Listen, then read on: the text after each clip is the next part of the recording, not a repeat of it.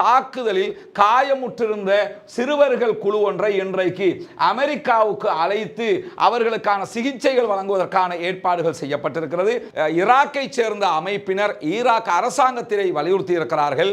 உடனடியாக நீங்கள் சிரியாவுக்கு படைகளை அனுப்ப வேண்டும், அசாதுடைய ஆட்சியை காப்பாற்ற வேண்டும், நீங்கள் அனுப்பாவிட்டால் எங்களுடைய படைப்பிரிவுகள் அங்கு சென்று போராடுவதற்கு தயாராக இருக்கிறோம் என்றும் அறிவித்திருக்கிறார்கள். அந்த மாநாடு நடக்கிற அதே நேரத்தில் பிரான்சினுடைய அதிபர் இமானுவேல் மெக்ரானும் சவுதி அரேபியாவுக்கு விஜயம் மேற்கொண்டிருக்கிறார். 2006க்கு பிறகு சவுதி அரேபியாவுக்கு செல்லுகிற முதலாவது பிரான்சினுடைய அதிபராக மெக்ரான் பார்க்கப்படுகிறார். இனிமேலும் காசாவில் என்ன நரகத்தை ட்ரம்ப் உருவாக்கிவிட போகிறார்? இனி உருவாக்குறதுக்கு ஒண்ணுமே இல்ல ராஜா, எல்லாத்தையுமே அழிச்சு முடிச்சிட்டீங்க.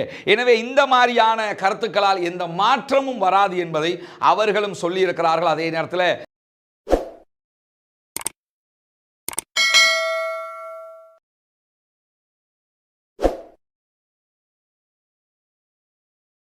அஸ்ஸலாமு அலைக்கும் வரஹ்மத்துல்லாஹி வபரகாத்துஹு. பேரன்பிற்கினிய சகோதர சகோதரிகளே, நம் அனைவர் மீதும் ஏக இறைவனுடைய அமைதியும் கருணையும் உண்டாகட்டுமாக என்கிற உயரிய பிரார்த்தனைகளோடு 424வது நாளாகவும் காசாவிலும் காசாவையொட்டிய பாலஸ்தீன பெருநிலப்பரப்பிலும் என்னவெல்லாம் நடக்கிறது என்கிற செய்திகளைத்தான் விரிவாக பார்க்க இருக்கிறோம். குறிப்பாக நமக்கெல்லாம் தெரியும், கடந்த சில நாட்களாக காசாவினுடைய கிரவுண்ட் சிச்சுவேஷன் டோட்டலாக சேஞ்ச் ஆகி இருக்கிறது.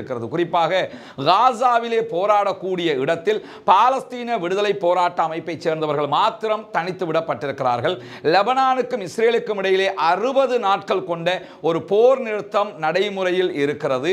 அதிலும் சில பிரச்சனைகள் நடந்து வருகிறதை நாம் பார்த்து கொண்டிருக்கக்கூடிய அதே நேரத்தில் ஹூதிகள் யமன்ல இருந்து தாக்குதல்களை தொடர்ந்து கொண்டிருக்கிறார்கள். நேற்றைய தினமும் அவர்கள் பாரிய தாக்குதல் ஒன்றை நடத்திய செய்தியை நாம் விரிவாக பேசியிருந்தோம்.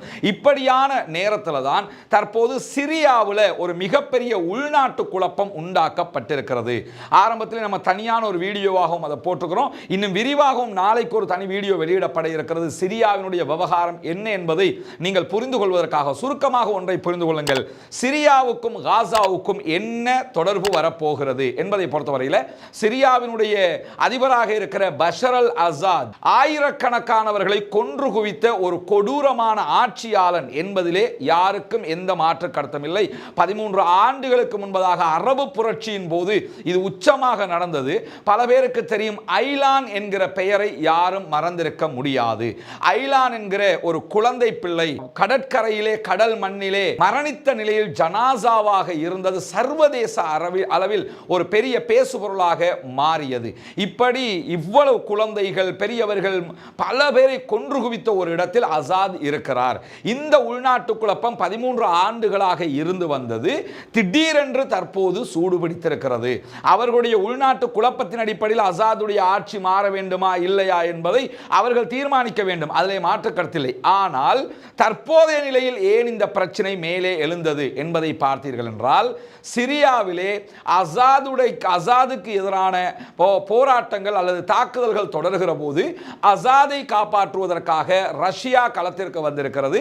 அதே நேரத்தில் ஈரானும் அசாதை காப்பாற்ற போய்விடுவார்கள், லெபனானில் இருக்கக்கூடிய ஹிஸ்புல்லாக்களும் அசாதை காப்பாற்ற போய்விடுவார்கள் என்றிருந்தால் பாலஸ்தீனம் தனித்து விடப்படும், காசா தனித்து விடப்படும். ஆல்மோஸ்ட் தற்போதைய நிலை அப்படித்தான் இருக்கிறது. இன்றைக்கு கதாயிப் ஹிஸ்புல்லா என்கிற ஈராக்கை சேர்ந்த அமைப்பினர் ஈராக் அரசாங்கத்தினை வலியுறுத்தி இருக்கிறார்கள். உடனடியாக நீங்கள் சிரியாவுக்கு படைகளை அனுப்ப வேண்டும், அசாதுடைய ஆட்சியை காப்பாற்ற வேண்டும், நீங்கள் அனுப்பாவிட்டால் எங்களுடைய படைப்பிரிவுகள் அங்கு சென்று போராடுவதற்கு தயாராக இருக்கிறோம் என்றும் அறிவித்திருக்கிறார்கள். இங்க நீங்க பாத்தீங்கன்னா ஒரு நகைமுரண் இருக்கும். என்னன்னா, பொதுவாக ஒரு அரசாங்கத்துக்கு எதிராக யாராவது ஆயுதம் ஏந்தி போராடினாங்கன்னு சொன்னா அவர்களை பயங்கரவாதிகள் என்று முத்திரை குத்துகிற மேற்கு நாடுகள், குறிப்பாக இஸ்ரேலுக்கு எதிராக தங்களுடைய நாட்டை மீட்டெடுப்பதற்காக போராடுகிறவர்களை பயங்கரவாதிகள் என்று சொல்லக்கூடிய மேற்கு நாடுகள் இந்த இடத்தில் அசாதுக்கு எதிராக ஆயுதம் ஏந்தி போராடக்கூடியவர்களை கிளர்ச்சியாளர்கள் அல்லது நாட்டை மீட்கிறவர்கள் என்கிற பேச்சுக்களை கொண்டு தலையங்கம் போடுவதை என்பதை நீங்கள் பார்க்க முடியும். பிபிசி உள்ளிட்ட பல ஊடகங்கள் அங்க போய் இன்னைக்கு அலப்போ கைப்பற்றப்பட்டிருக்கிறது, சிரியாவினுடைய தலைநகர் கைப்பற்றப்பட்டிருக்கிறது. அங்க போய் மீடியா கவரேஜ் பண்றாங்க, பொதுமக்கள்கிட்ட கருத்து கேட்கிறோம்னு என்ன கருத்துக்களை மட்டும் வெளியிடுறாங்க, தணிக்கை பண்ணி என்ன வெளியிடுறாங்கன்னு சொன்னா அசாதுடைய ஆட்சி இல்லாம போகணும், எங்களுக்கு இந்த கிளர்ச்சியாளர்களுடைய இந்த தன்மைகள் பிடிச்சிருக்குது, ஒருத்தர் நாட்டை வந்து சண்டையிட்டு ராணுவ புரட்சி ஒன்று நடப்பதற்கான உள்நாட்டு கிளர்ச்சி வெடித்துக் கொண்டிருக்கிறது, அதில் ஒருதலை பட்சமாக என்ன பண்றாங்க, தங்களுக்கு யார் வர வேண்டும் என்று முடிவெடுக்கிறார்கள். இந்த பிரச்சனையில் காசாவை திசை திருப்பணும் சொன்னா இப்ப சிரியால உள்நாட்டு ஓர் உக்கிரம் அடைய வேண்டும். அதற்கு என்ன வழி என்று சொன்னால் கிளர்ச்சியாளர்கள் ரொம்ப நல்லவங்க என்று காட்ட வேண்டும். யமன்ல ஹூதிகள் கிளர்ச்சி பண்ணினால் அவர்களை தீவிரவாதிகள் என்று முத்திரை குத்துகிறார்கள். காசாவுக்குள்ள தங்களுடைய மக்களுக்காக போராடுகிறவர்களை தீவிரவாதிகள் என்று முத்திரை குத்துகிறார்கள். லெபனான்ல தங்களுடைய மக்களுக்காக போராடுகிறவர்களை தீவிரவாதிகள் என்று முத்திரை குத்துகிறார்கள். இதே நேரத்தில் சிரியாவுக்குள்ள அசாதை ஓரம் கட்ட வேண்டும் என்பதற்காக யார் ஆயுதம் ஏந்தி போராடுகிறார்களோ அவர்களை நல்லவர்கள் என்கிறார்கள். இப்படி தங்களுக்கு தேவை என்றால் நல்லவர்கள் என்றும் தங்களுக்கு தேவை என்றால் தீவிரவாதிகள் என்றும் முத்திரை குத்துகிற வளமை மேற்குலகம் கொண்டிருக்கிறது. அந்த அடிப்படையில் தான் தற்போது இந்த பிரச்சனையை நாம் பார்க்க வேண்டியிருக்கிறது. எது எப்படி போனாலும் இதிலே துருக்கி இந்த நேரத்தில் தலையிட்டு ஒரு மாபெரும் பிரச்சனையை உண்டாக்கியதை ஏற்றுக்கொள்ளவே முடியாது என்பதையும் நாம் புரிந்து கொள்ள வேண்டும். இது பற்றி ஒரு விரிவான, இது ஒரு குழப்பமான ஒரு செயல்பாடெல்லாம் கிடையாது, ஈஸியா புரிஞ்சுக்கிற முடியும். இன்ஷா அல்லாஹ் ஒரு தனியான வீடியோவாக அங்கே என்ன நடக்குது, போராடுகிறவர்கள் யார், எதற்கான போராட்டம் இங்கே நடைபெறுகிறது, அது நியாயமா இல்லையா, இந்த நேரத்தில் நியாயமா இல்லையா என்பதையும் விரிவாக நாம் பார்க்க இருக்கிறோம். இப்படியான நேரத்தில் தான் காசாவில் இன்றைக்கு என்ன நடக்கிறது, காசாவையொட்டி சர்வதேச அளவில் என்ன நடக்கிறது என்பது மிக முக்கியமான விவாதமாக மாறி இருக்கிறது. குறிப்பாக இஸ்ரேலிய ஆக்கிரமிப்பு பயங்கரவாத இராணுவத்தினுடைய தாக்குதலில் காயமுற்றிருந்த சிறுவர்கள் குழு ஒன்றை இன்றைக்கு அமெரிக்காவுக்கு அழைத்து அவர்களுக்கான சிகிச்சைகள் வழங்குவதற்கான ஏற்பாடுகள் செய்யப்பட்டிருக்கிறது. அங்கே சென்ற பிள்ளைகளை வரவேற்கிற ஒரு நிகழ்வை தான் நீங்க பார்க்குறீங்க. ஒரு தனிப்பட்ட நிகழ்ச்சியாக அல் ஜசீரா இதை தனியாக வெளியிட்டிருப்பதை நாம் பார்க்க முடியும். அங்க குண்டு போட்டு குழந்தைகளை கொல்வதற்கும் குழந்தைகளை அழிப்பதற்கும் குண்டுகளை இலவசமாக வழங்கி இஸ்ரேலுக்கு தேவையான ஆயுதங்களை வழங்கி அத்தனை பேரையும் அழிப்பதற்கு துணை போகிற அமெரிக்கா ஒருபுறம் இந்த பிள்ளைகளை நாங்கள் எடுத்து ட்ரீட்மெண்ட் பண்றோம், இதுவரைக்கும் 45,000க்கு மேற்பட்டவர்கள் கொல்லப்பட்டிருக்கிறார்கள், ஷஹீதாகி இருக்கிறார்கள் காசாவிலே, அதில் 20,000க்கு மேற்பட்டவர்கள் சிறுவர்கள் குழந்தைகள், அதில் ஒரு 200 பிள்ளைகளை தங்களுடைய நாட்டுக்கு எடுத்து பார்த்தீங்களா நாங்கள் ட்ரீட்மெண்ட் கொடுக்குறோம், ரொம்ப நல்லவங்க பார்த்தீங்களா, காசா பிள்ளைகளுக்கு எங்களை மாதிரி நல்லது செய்யக்கூடியவங்க யாராவது இருக்கிறாங்களா? இதுதான் மீடியா எத்திக்ஸ், இதுதான் ஊடக பயங்கரவாதம் என்று கூட இதை சொல்லலாம். ஊடகங்கள் வழியாக அவ்வளவு அநியாயத்தை செய்துவிட்டு இப்படி ஒரு காரியத்தை செய்யத்தான் வேணும், அதை நான் மறுக்கலை. ஆனால் இந்த காரியத்தை காட்டி நாங்களாம் ரொம்ப நல்லவங்க, மனிதாபிமானம் மிக்கவங்க, அப்போ ஊடகங்கள் எல்லாம் பெரிதாக இதை காட்டுவாங்கன்னு சொன்னால் பிள்ளைகளுக்கு ட்ரீட்மெண்ட் பண்ணுறாங்கிறத காட்டுவாங்க. ஆனால் அதே பிள்ளைகளுக்கு இந்த நிலை வருவதற்கு காரணமே இவர்கள் தான் என்பதை நாம் இந்த இடத்திலே புரிந்து கொள்ள வேண்டும். இப்படியான நேரத்தில் ஆக்கிரமிக்கப்பட்ட மேற்கு கரை வெஸ்ட் பேங்க் பகுதிகளில் இன்றைக்கும் 18 பாலஸ்தீன அப்பாவிகளை கைது செய்திருக்கிறது இஸ்ரேலிய ராணுவம் என்கிற செய்திகளும் வெளியாகி இருக்கிற அதே நேரத்தில் ஒரு முக்கியமான மாநாடு இன்றைக்கு சவுதி அரேபியாவிலே நடைபெற்று வருகிறது. அந்த மாநாட்டிலே பல நாட்டினுடைய தலைவர்களும் கலந்து கொண்டிருக்கிற அதே நேரத்தில்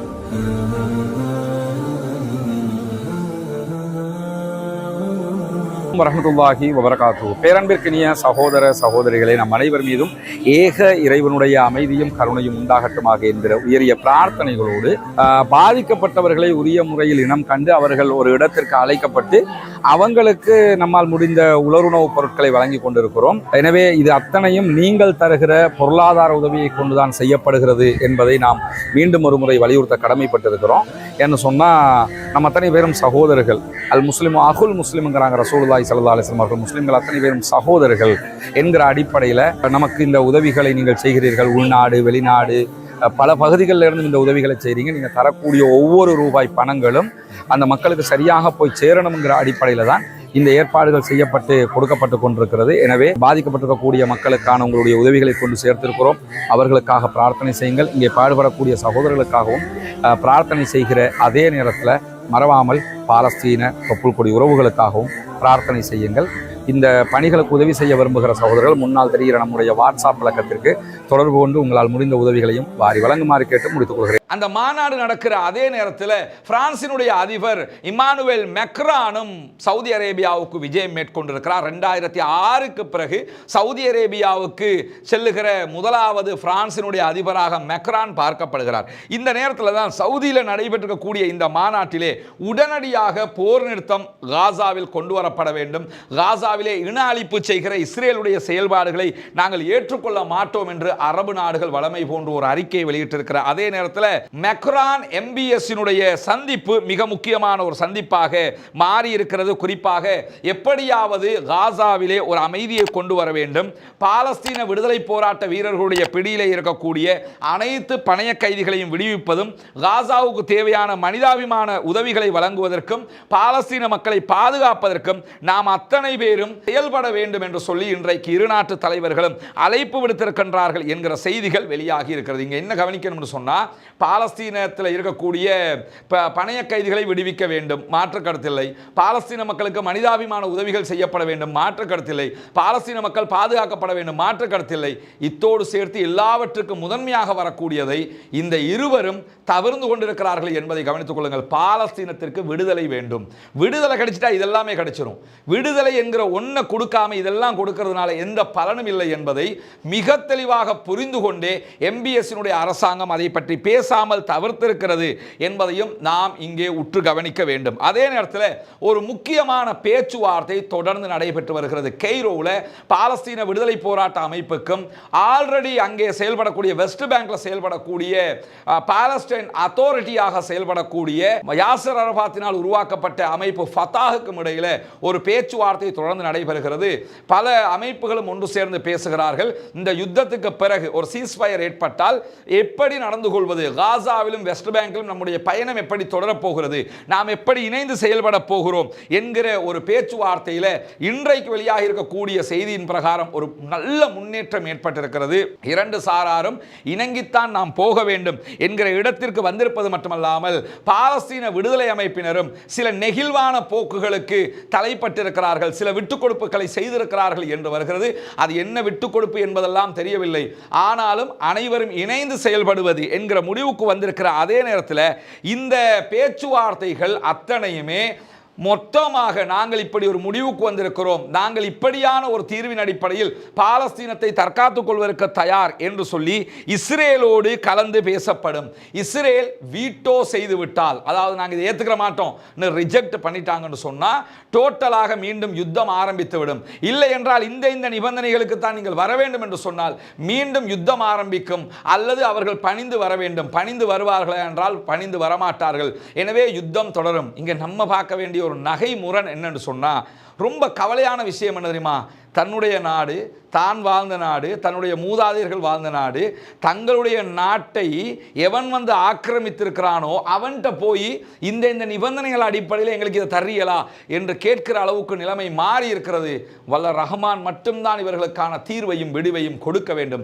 இறைவனிடத்தில் பிரார்த்தனை செய்து கொண்டே இருங்கள், துஆ கேட்டுக்கொண்டே இருங்க, கையேந்திக்கிட்டே இருங்க. துஆக்கள் அல்லாஹு தஆலா ஏற்றுக்கொள்வான்.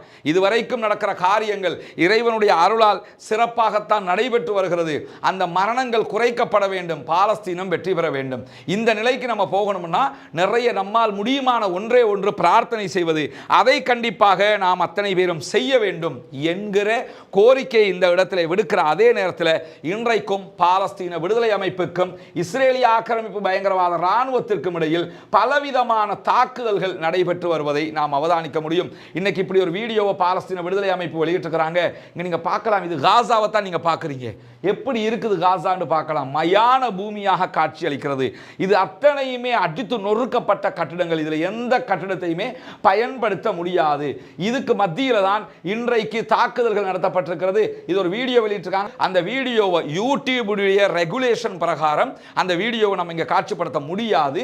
அதே நேரத்தில் இங்கே பார்த்தீங்கன்னா கேமரா, 3வது கேமரா, 2வது கேமரா, 1வது கேமரான்னு அந்த கேமராக்கள் 3 கேமராக்களை வைத்து தான் அவங்க என்ன செய்கிறாங்கன்னு சொன்னால் அந்த தாக்குதலை காட்டி இருக்கிறாங்க. எப்படி நாங்கள் அட்டாக் பண்ணியிருக்கிறோம்னு.